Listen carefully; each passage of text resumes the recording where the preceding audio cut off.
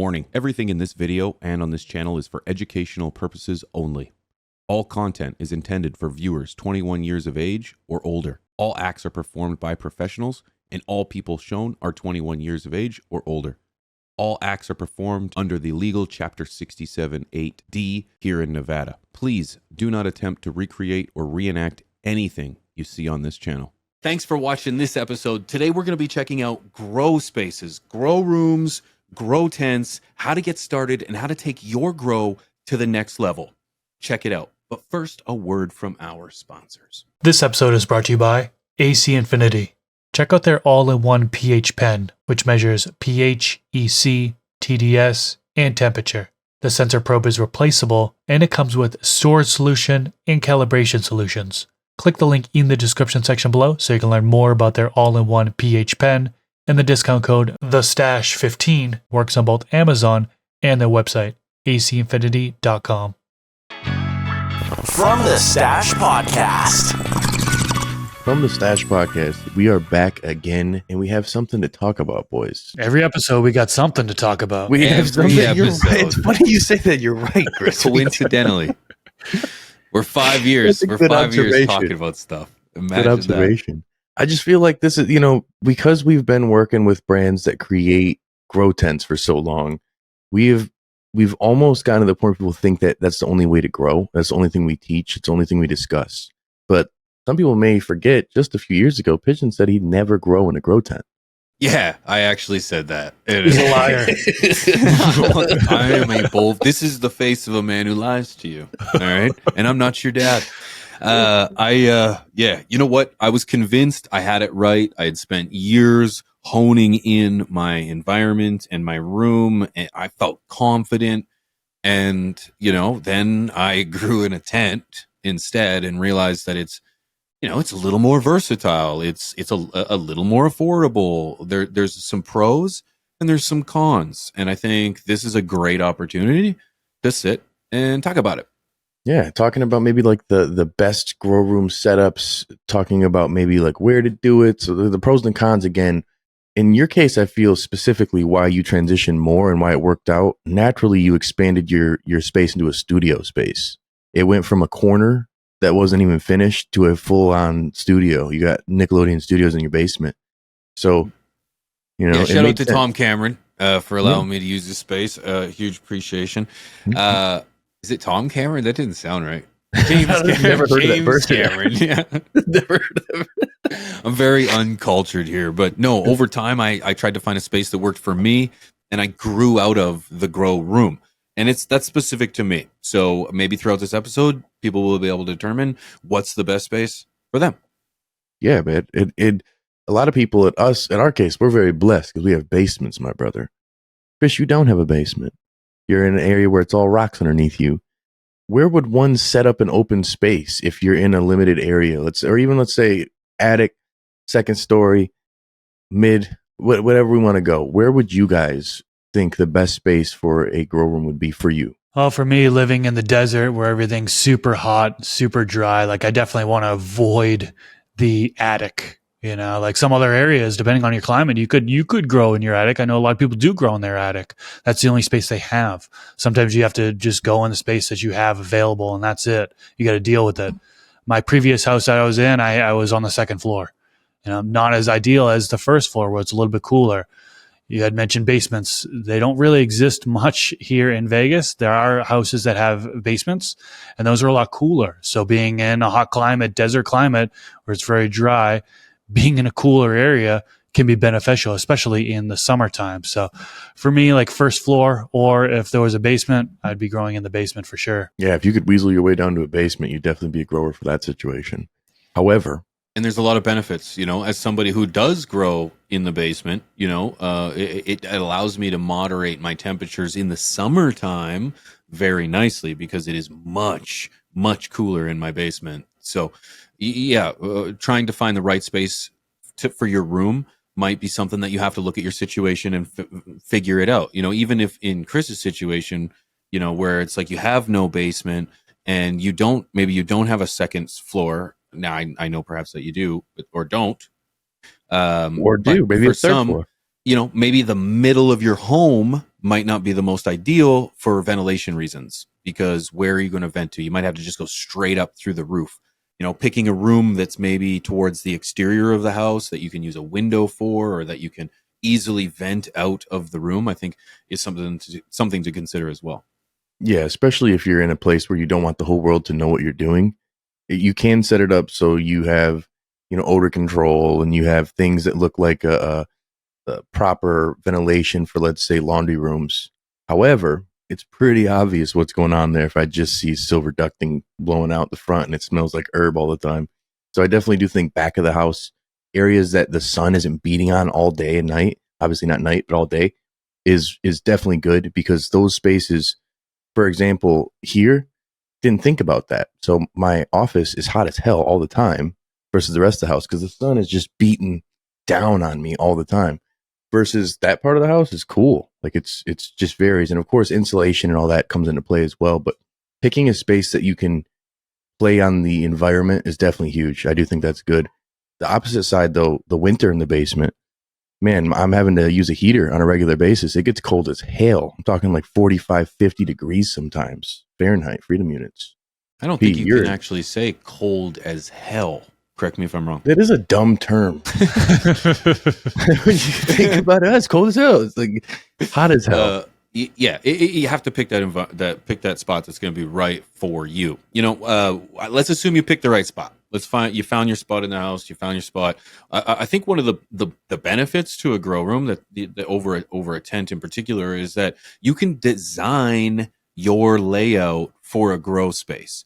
You get to figure out, depending if you're going out the window or not, or going straight up. If you're creating a grow space or a grow room, you can have control over where are the outlets, where are your ventilations, where are your vents where are your exhausts going? Sorry, that's what I'm trying to say.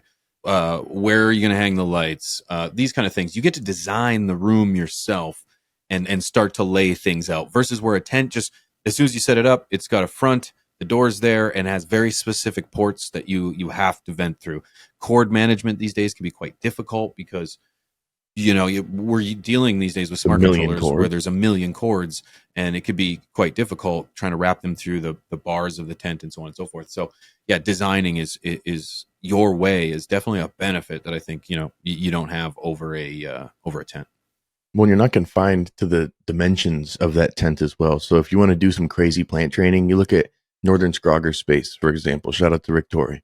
He's got a massive plant in the center of a room. What tent are you going to be able to do that? You need a 10 by 10 grow tent to be able to work that, like Jeremy from Build a Soil's got. You need to be able to have a room that's a tent. As we're in open space, you can do a plot of different soil beds, let's say, or a whole row, like a commercial grow setup. There's a lot of different people who I think get more creative in a space like that, because you don't have a cookie cutter setup. The most you can do in a 4x4, there's a certain amount of plants, period, you cap off.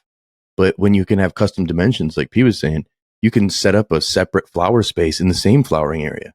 You can literally build up an extra wall, just a separator, or put up just poly in between.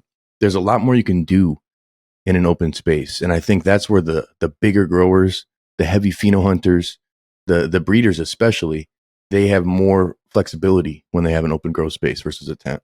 When I see Troy, again, referring to him because I get jealous looking at that garden space. Mine, I'm emulating, but there's tents, tent city. But at the same time, he can walk around every part of that plant. He can see front, back, side to side. I don't see some of the end of this plant when you're in auto watering. Let's say I've got the blue mat irrigation system, so I've got drip rings too. So I'm not twisting my plants. I'm not turning them like some would in an open space. That used to be one of my biggest grow tips, is go in and move your plants around and spin your plants. You're not doing that if you're in a trellis or anything like that. But if you're in an open grow space, you can literally get the whole parameter, walking around this plant, checking every portion, training it all equal, watering evenly. It's really nice. There's no zippers. There's no tight spaces. You can do whatever you want, Yeah, maneuverability is huge. That was the biggest thing, that when I was growing in a grow room, was the fact that I could, hang up one decent sized light that managed the space. I could have 4 plants in there, and I could walk around anywhere. It was no big deal whatsoever. It's also one of the downsides is that it's much bigger space to regulate. A tent is a little more confined. I could put 4 or 5 plants into a tent rather than a room, and have that confined to a point where I'm not wasting light, I'm not wasting airflow in that smaller area. I'm not, none of that in a larger area. Sorry, a lot of that light is bouncing around, not hitting directly on the plants. So there's just a lot of wasted space. One of the biggest reasons that I switched from a tent to from a room to a tent was because of pests. I felt like it was much more difficult to regulate the exposure of the room to pests than it was to do that with a tent. I felt like the space was really large, and I'm not. For me, I guess maybe I was just over. I was my space was much larger than what I really needed, and that's why I think going into a tent was just that much easier, because now I have 3 tents in the space where I had a grow room. So I can do the veg space, I can do the flower space, and I can do a germination space. And if one tent gets susceptible to a pest, well, it's somewhat confined to just that tent. And that's got to be one of the biggest benefits that I found to being in a tent over a grow room, is just the resources that I'm putting into them are much more utilized. Yeah. Well, and then you got to look at the challenges and the shit you got to deal with in that open space versus that tent. The pests, huge problem in the fact that if your room's not fully sealed, I'd say pests, air control, quality control in the sense of your CO2, even humidity and temperature, and the light leaks. If it's not properly sealed, a lot of people would be like, oh, that's perfect. If you're a construction guy, you're a handyman for sure. But if you're some dumbass from Grand Rapids like myself, I wasn't that guy. So I just had a regular room that actually did have a lot of light leaks and had a lot of areas that pests could get into. And it was tough to be able to keep things in or out. And I'd run into situations where I'd get ladybugs to deal with mites early on, and they'd be all over my house. I'm like, how the hell did they get out? Like the same way the other things got in, that open space that somehow I didn't block off properly. So I think making sure everything's sealed up very good, literally sealing up the cracks and everything, besides just putting up poly and getting all the white plastic on your wall, so to speak. These are things that can help avoid those pest issues and all that stuff. But then at the same time, if you're living in this home, or if you're renting this home, that's an even worse situation. You may not be able to do construction to rebuild these things. You may have to settle with just a room that you're putting the plastic up in, and you're hanging lights and all that. But it's just one of those things where if you can't fully seal it, the tent is better, in my opinion. This reminds me a lot of a conversation we had in a past episode where we got real deep into like growing on the grow tent and kind of talked about it versus growing in a grow room. Yeah. Really good stuff there. I think one of the things this brings up, you talk about sealed rooms. When we talk about taking your grow to the next level here, using CO2 would definitely be on the list of things to do, is implement CO2 really during peak photosynthesis, right? When lights are on is when you want to be using CO2. And what numbers do you typically go after? Now, everybody kind of has their own opinion and a different experience on what ppm to aim for of CO2. Generally speaking, it's between 1,000 and 1,200. Some people go up to 1,400. I know it was a good study by Utah State University, Bruce Bugbee, 1,400 ppm of CO2 got a 30% increase in yield.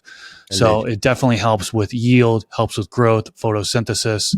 If you're looking to take your grow to the next level, implementing CO2 in some fashion, could be the tanks. There are other methods of CO2. That's definitely going to help take your garden to the next level. Well, and I think that's where, again, the room's sealed and it's tight and it's right. You have the meters in so you can make sure that you're not losing CO2 and your ambient CO2 level is, worthy, that you need to be adding more into it. That's the only time I use CO2 was in the open space because it was so large of a space. When I'm in these little tents, I don't see as much of a need, but I do know people do it and they're happy with the results. But that's where the open grow space advantage, man. I feel like your crop steering, your pushing of your plants, you're taking it to the next level happens in the open space more times than not. I feel you've got your defined grow zones, so to speak.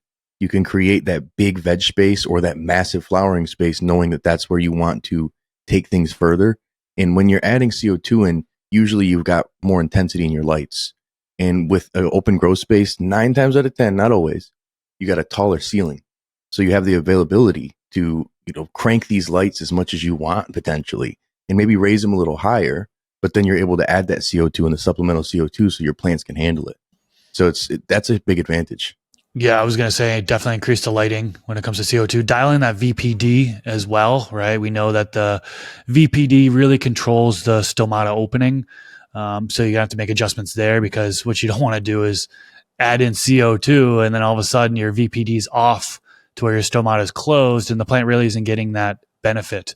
And then, increasing lighting, you mentioned, increasing the feeding as well, because the plant's going to be kind of intaking more nutrients, really.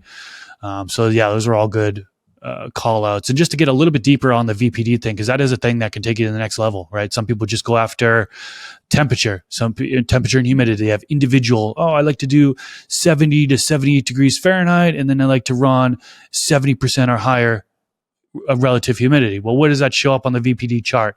In flower, you're way off. You're way off. In flower, what's calling for 75 degrees Fahrenheit, that's looking for 40 to 50%. I got the VPD chart up right here. So if you're above that, if you're going into 70, you're in the red zone there. So something to keep in mind. Sure, old school way is kind of to monitor temperature and humidity separately, and a lot of people still do that, and it could be successful. But we're talking about taking your grow to the next level. Go to VPD, dial in VPD, because that's going to really, really help determine, get more accurate as far as growth, allow the plant to have the stomata opening and really intake all those elements there. I think that's the plant hacks. That's where you can do some in the grow tents. And yes, people will argue you may get better results in grow tents, but I'm telling you, man, the open spaces is where I was able to pull those pound plants. I was able to get the crazy results because I can veg longer, I can work longer, and I could push it further than I can without the limitations of the height and the restrictions of the space that I have in these small areas. Right. And remember, when you're chasing that VPD, consistency is key. You don't want big swings in humidity. You don't want big swings in temperatures. And if there's any misconception that grow rooms don't get hot or don't get as hot as a tent, that's completely a misconception. It can get even hotter in a room because you are insulated. Generally speaking, you have insulation in your walls. That air is not escaping at all, where in a tent, it might be escaping. So having a good AC or a heater within your space, humidifier, dehumidifiers, take your grow to the next level by having a consistent grow space where there's no swings one way or the other. You've just got things dialed in so that there's no surprises. Yeah, man. I think let's go through a rundown of the essentials to get your grow room going. So if you're having a space, the grow tents, go get a kit, got it all, you're good to go. But what are some things that you cannot live without with in the open grow space? I think right away, obviously, light. You clearly need your light, and you clearly need your regular oscillating fans. What about carbon filters and inline fans? Are we doing, ventilation? Ventilation is a must. You have to think about. This is actually something I remember when I was at Chris's place. Not to give too much about it, but his room and his grow space is just very well, good, like a full map. Yeah, and the address. His grow out and his space was very well planned out. He not only considering the room itself, he's considering where the room is pulling the air from, the lung room, right? And then exhausting it out the window. If your lung room is hotter than your grow room, naturally it's going to pull in hot air. It's going to make your room hot. So, if I was going to say things that you needed to do or take into consideration right off the bat after a light is ventilation. What's going out or what's coming in, and then how's it going out? Well, I think that's a great point too. Is like some people, myself, when I first started, I was having air that I'm pulling from outside, and then I'm blowing air outside also. Having directional ducts that are blowing them separate areas. But then at the same time, you're bringing in this air. You need to filter this in a sense. You don't want to bring pests in. You don't want to bring potential mold spores in as well, or even pollen if you have a dumbass neighbor who's just throwing seeds out to grow and doesn't think about the males that are traveling. So it's like sometimes a safer bet is to have the lung room as the air that you're pulling in, and then you're exhausting outside, in my opinion. Chris, is that how you would run it in the heat? Yeah, I'm exhausting outside. Like my last one, I was exhausting into the attic, which had ventilation. And it's very dry, so I was able to get away with it, right?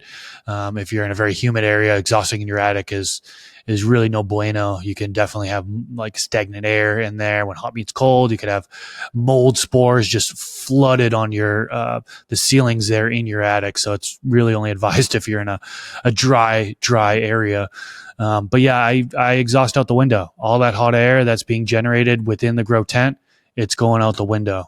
And then I'm bringing in the air that's in the lung room. So, that's one thing you got to do is control the air in your lung room, temperature, humidity, right? Rob had mentioned it. If you're bringing in, or it was P, either or, I don't know, I'm a little lit right now, but One of those, good. one of you guys had mentioned that if you're bringing in hot air from your lung room, well, then you're going to be struggling in your actual grow tent or grow room, whatever you're in. So making sure that it's lower. I like to be below 75 degrees Fahrenheit. I always struggle if it's any higher than that. It's a kind of a struggle within my grow tents. But 70 degrees Fahrenheit, 75 degrees Fahrenheit, I can usually get away with. But yeah, controlling that lung room can be super important. I think I'm going to say it first. Do I it. think when we're in the day and age now of drivers versus ballast, but when it was a day of ballast and my magnetic ballast, my biggest goof up is I kept it in the same room, and all of my equipment was in the same room. And instead of, not realizing some of this equipment gives off heat. And so I'm countering this more. If you're better off to have this in a separate location and then having the wires or having the tubing pushed into your space. And then you're battling that separate area in terms of your temperature control. I think it's easier to work that than it is to try to fight your lights and all the equipment all in the same space. That's where it becomes a real headache. And then your cost of doing business, so to speak, is insane, Yeah, I'm actually glad I let you speak Thank you. because it segues into what I was going to mention in regards to lighting. Because you mentioned you need a light, yeah, but one of the great things about having a grow room is you don't need just one, or you don't have to have just one light. You can have two lights. You can have three lights. Those lights can be on rails and they can move. And daisy they can chained half the time too, all with the right. yeah. Yes, and they can be, they could all talk to each other. They can move to kind of give the plants the maximum amount of coverage. That's something that simply cannot be done in a tent. So if we're gonna take care of the ventilation, I think having a good quality light setup is key. And then again, to feed off what you said, having the ballasts or the drivers on the exterior or at least in another area or separate from the lights, I think is huge. And definitely a hack if you're going to try to maintain the level temperature and humidity in your grow space. Well, so let's say we're basement guys, basement dwellers here, you and I. Chris doesn't have to do this as much, but it might still be an issue. Elevating your plants off the ground. I only switched to trays the last the last open grow space I had, to elevated trays off of the ground for the last two harvests. And I was like, oh my God, why didn't I do this from day one? The temperature control of your roots when they're on that cold ass cement ground, depending if your basement's finished or not, or even if you're in a warm area, to have it elevated is so nice. Watering and having the drainage to be able to just have it go into a single spot. I feel one of the essentials is having drain trays, so to speak, something, whether it be plant saucers or it being a full space. I don't deal with that in my grow tent, honestly, because I have that little the little, like Mylar fucking thing that comes in it, like the extra tray. And I'll take that out and clean that every so often. Do you guys still use plant saucers or plant trays? Yep. Still do? So I'm just the one weird guy? Of course. Yep, 100%. Of course. Yeah, I've been using them for years, dude. I think they're so important because, after I go through a watering, I'm very thankful that in the watering hole here, I have a drain, but the pots are still wet when I bring them into my room. So I have them on a tray so that they can just kind of drip out the rest of the water.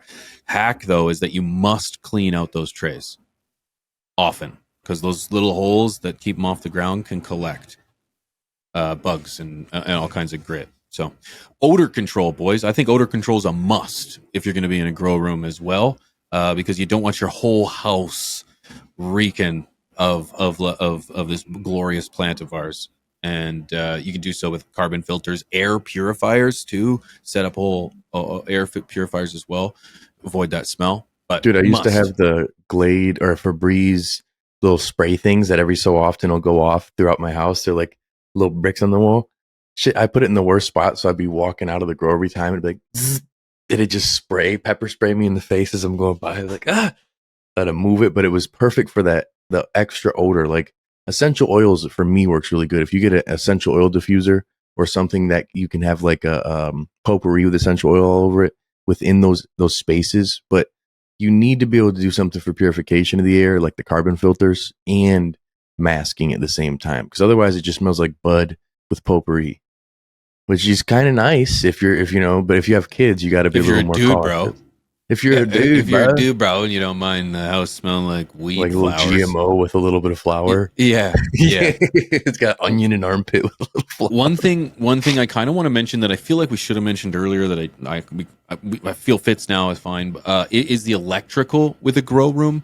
One thing that I had to learn through burning a lot of outlets and burning a lot of cords was that you need proper electrical. And I'm telling you, proper electrical will take your game from here to here, 0 to hero, because you are taking away the anxiety, the loss of sleep at night, worried that you're going to burn something, and heaven forbid you actually burn something.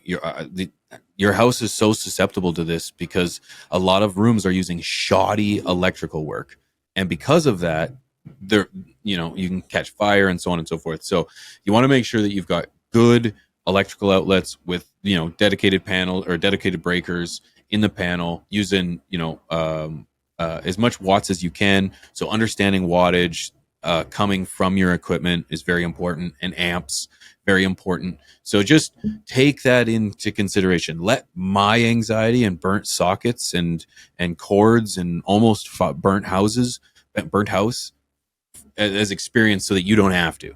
Yeah, man. I think that's a big thing, is either have an electrician come in or know what you're dealing with before you start plugging a bunch of crazy stuff into your grow. Have an electrician come in. It's tough. That's probably hard. It's just tough. I know you're going to say something here, Chris. It's tough though. It's like we're in an age where it's not legal everywhere, and we're not condoning any illegal activity. But the reality is, when you start messing with electrical, you really put yourself and your family at risk. So if you're going to get any electrical done, please seek a professional. Yeah, for sure. And I know a lot of these smaller tent kits, for example, you don't have to worry about that, right? Let's be real. If you're in a 4x4 and your light only pulls 400 watts, like, you've got nothing to worry about. It's the folks that are in a open room, for example, or running multiple lights. I'm running 4 different tents right now, including the small propagation tent. And I had to do the math and figure out, okay, if I'm blasting 400, 500 watts in each 4x4 space, plus I've got the 2x4, I'm doing another 200 plus watts there. What does that equal? And I'm kind of on the edge right now. So I need to make sure that my lights are dimmed. If I were to run everything at full power, I would blow out a breaker or whatever, right? So I'm glad you brought up the electricity thing. When you're in a larger space, when you're in a large grow room, and also be aware that some of these, I'm not too fond with, I don't know too much about electricity, but I know that some rooms can share the same breaker, I believe, as other rooms. So you're not just factoring in your grow room, the electricity, what's the watts going in there, what being pulled from there, but that could be shared with a different room. Like my office is shared with it. There's a kitchen. I think some of those circuits are shared with it. So all that stuff needs to be kind of factored in. And yeah, you have to have a real understanding of your electricity if you're running in a large grow space with multiple lights, for example. Well, and that's the tough part, is if you're in a place that's not as 420 friendly, we'll say, having someone come over, even when it is, I'm still paranoid when I have people come over. I don't know why. It's weird. I'm never used to it. I'm like, I feel like I need to hide everything. It doesn't really matter how, and this can speak to, again, having a grow room versus a tent. It doesn't matter how legal it is. There's always those peeping eyes, and there's always people that talk, and there's thieves too, man. And that's the reality, right? And so it doesn't matter how legal it is. I find it very unsettling when I have people in my home and they have to see the garden for whatever reason. So take it as an opportunity to set up your grow room first before you have any genetics, before you have any kind of garden going. Don't plant, then try to figure it out, because that's where you start to rush. That's where you're not figuring out the electrical. That's when you're not taking into consideration pests, and you're growing in a room with a carpet, and so on and so forth. So pre-plan, that's really taking your grow to the next level, is pre-planning, understanding the equipment you're using and how it's going to impact your space and the environment as a whole, your family included. Yeah, man. I think knowing your space and everything that you're working with, if it's built out for a grow room, it's different, built to spec. But if it's a room that you have, an extra room in the basement, you don't know what the power is to that. You don't know the capacity of even, like, let's say your insulation in that room. Like, it may be one of those places that you need to update it. You need to do a little extra work because you're not normally going to have potentially 100 degrees in the room, or 20-degree shifts overnight, or light on that's so intense. Like, some people just paint the walls and that's adequate. Others, where they need to put the Gorilla, stuff up, or the poly, whatever, to make it perfect of what it is. I think it's just like, I'm a firm believer in doing what you can do with what you have. But if you own the house and you're going to be there for a while, build it to spec, man. Build it to something that can handle this grow. If you're going to do 4 lights in there, we're rocking 4,000 watts or something crazy. We need to make sure that it's not going to blow a circuit when you're out of town, or potentially cause a fire, or be an issue in the home that makes it so everybody else in the house is uncomfortable. Because I was the type that was kind of dumb. My last big grow, I was so far into it that my bedroom had all the mothers. So I had to have it in the daytime. Normally I'd have nighttime where my lights are on. I had to have it in the daytime. And so it was like, if I was going to sleep it all at night, I needed to make sure that the lights were off, because I had plants just in there with just a little separator. I had another buddy who was, God bless his woman. He built out a room so much so that all in the bathroom was all clones, that all he had was just a fucking bed. It looked like a crack house. So it was like there was just a bed wall to wall, and you open it and there's a beautiful grow. And I'm like, oh man, dude, this is your living quarters. But it's like, he had to build it to spec, so it worked for him, but that was the only space he had to do it. So it's like, sometimes the grow tents are better, man. I switched for a reason. And I'm not going to lie, I switched for a reason because I like the control better. I'm not the builder. But if you're a handyman and electricians, or you are an electrician yourself, man, like, I do think there's an advantage of building to spec. 100%. And I think one thing that we haven't touched too deeply upon is we talked a little bit about air exchange. Airflow kind of throughout the grow room or grow tent, whatever you're in, doing a layered fan strategy. And I don't know if you guys have heard about the 3-fan rule, for example. So I don't know how many grows I have seen where there's just one 6-inch fan in a 4x8 tent, or an 8x8 tent, or in an open room. And they're expecting that to work for the entire room. It just doesn't. You're going to have poor airflow within the canopy. You could have hot spots, humid pockets. So doing the 3-fan rule is often beneficial, where you've got one fan for the canopy, one kind of that's mid-level airflow, and one that's like floor level, like underneath the plants, you should say. So you get real good air circulation throughout the plant. I mean, that's not just going to help with preventing like mold and stuff from forming or heat stress from happening within the plant, because there's those, hot spots, humid spots, like I mentioned. But it's also going to allow access to that CO2, right? Air needs to be moving around. You've got the air exchange coming in with the inline fan, or exhausting and maybe passively coming in. But if there's not any movement going on within the grow space, well, then you could see a lack of growth happening, stunted growth happening for sure. And but not only that, but you're kind of at risk too if you're only running one fan. It's happened to me. I had one fan, it died out overnight. I come back the next day, I'm like, what the heck's going on? There was a spike in humidity, temperature had spiked, and unfortunately, mold started occurring. And it takes a very short period of time before that mold establishes itself. And even if you correct the airflow issue, like I put in another oscillating fan the next day, but I get to a couple weeks later, I get to the end of the grow and find out that mold already had established within the bud, had bud rot within there.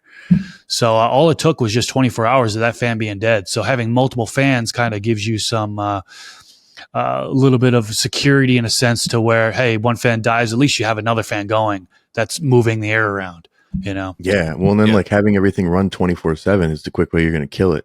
So having a timer that maybe one shuts off for a short period of time, the other comes on and cycles through, for me, worked best. I used to have, remember the hurricane fans? You guys ever rock them? Motherfuckers were so powerful, man. You had to have an open grow space. I remember when loud as sin too. Dude, so loud. When I first got a grow tent, I put a 2x4, somebody in Discord had it, man. Shout out to him. Had a 2x4 on the back of his grow tent so we can put his hurricane fan in there. And I was like, dude, what were we thinking? Because it knocked over my plants, like it was too strong.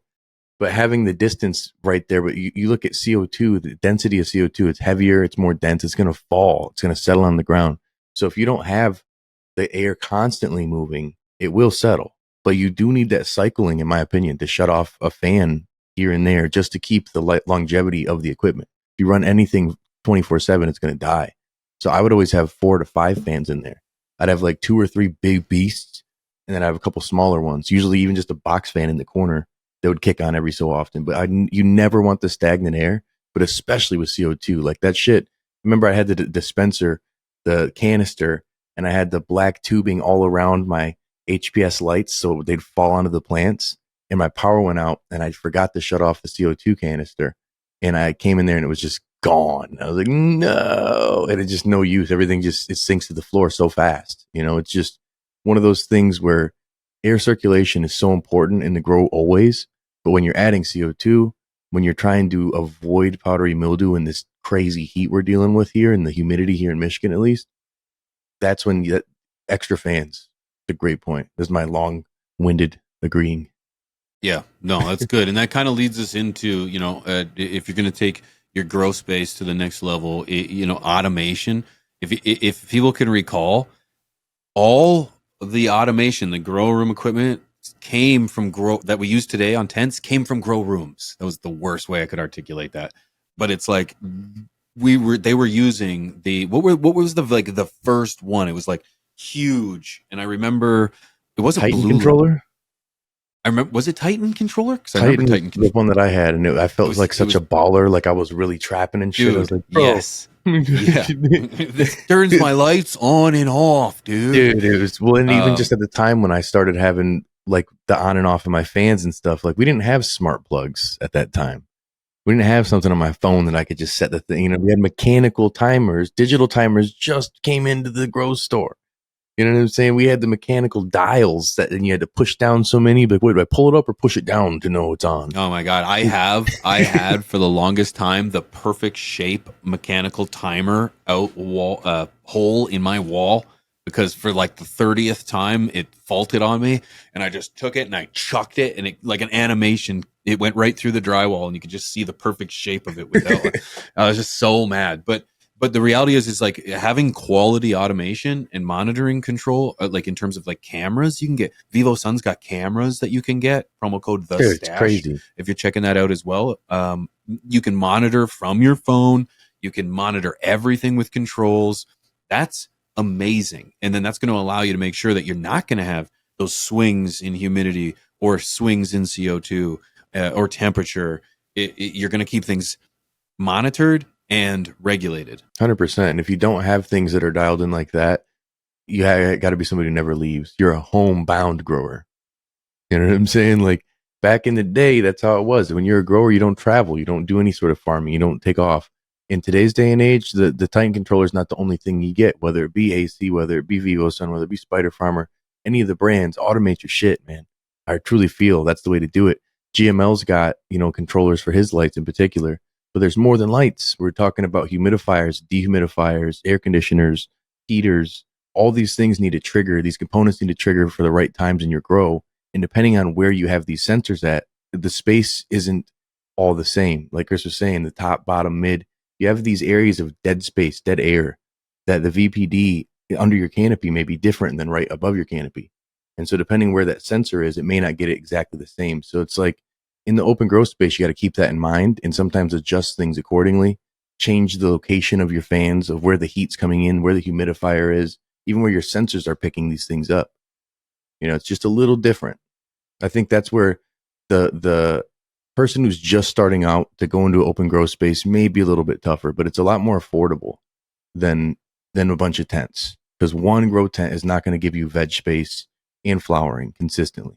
You're not going to have a perpetual grow unless you're growing autos. Yeah, but you're not going to have an area for clone. You're not going to clone. Like, I guess if you don't need clones, then yeah, that's a great point. But we're in a day and age. Remember back then, this wasn't a conversation, brother. No, you're right. And I'm thinking back then as if nobody has open grow spaces. But back when I did, A conversation wasn't what app am I going to use to control my garden and what autoflower can I do so I don't have to have a veg space. It's never even a thought. Like, we have come a long, long way that this conversation, I'm pulling out probably old gems that somebody in the chat's going to be like, no, now we do it like this.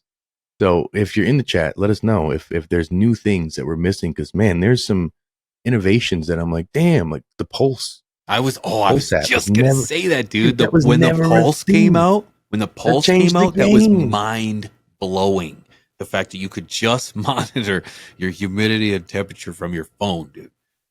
Dude, Like, and it that was just CO2 and insane. everything, man. Like, It eventually got incredible, but yeah, it was mind boggling. You know, tons of pros to growing in a grow room. You know, whether it's flexibility to more space. The layout, I think, is huge. Having a layout that speaks to you is very important. You know, how does custom it feel, growth space, Chris, Custom grow to be able to 420. walk right into your room and be there, you know, with your space, with your tents? They're not sharing a space with anything. They're not tucked in the corner next to the family room.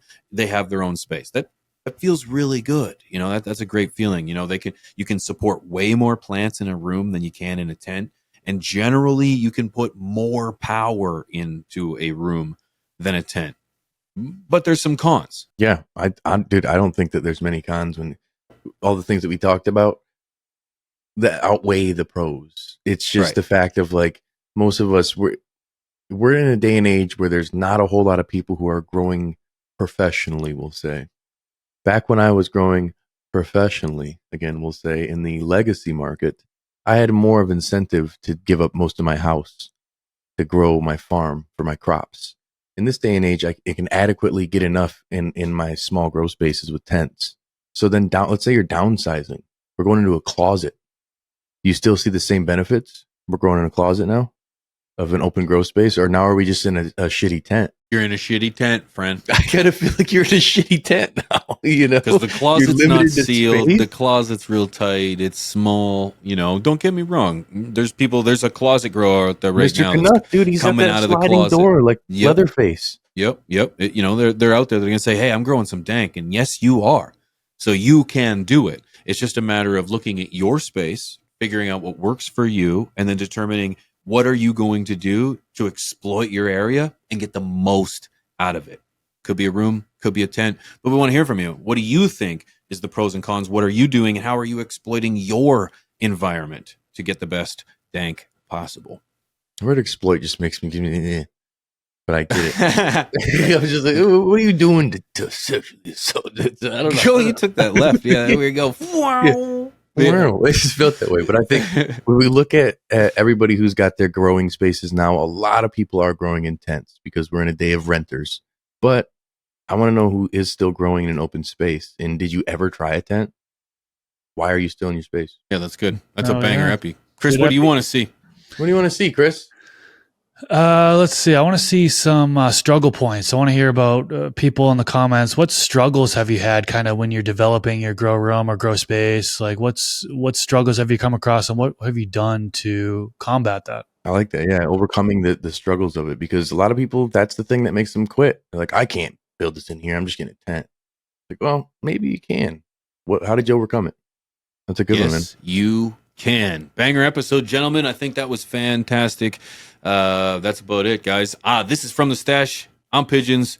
That's Mr. ROB CLtv, Mr. Grow It. Thank you guys for watching. We'll catch you in the next one. Peace. Growers who are looking for that secret sauce usually are just missing something from their garden. And to help with that, we bring you the Stash Blend Premium Plant Additive. Stash Blend brings beneficial bacteria, silicon, seaweed, humic acid, and has enough macronutrition to help lower the dosages of your base feed too. Unleash your plant's true potential with Stash Blend Premium Plant Additive. Available at Growers House.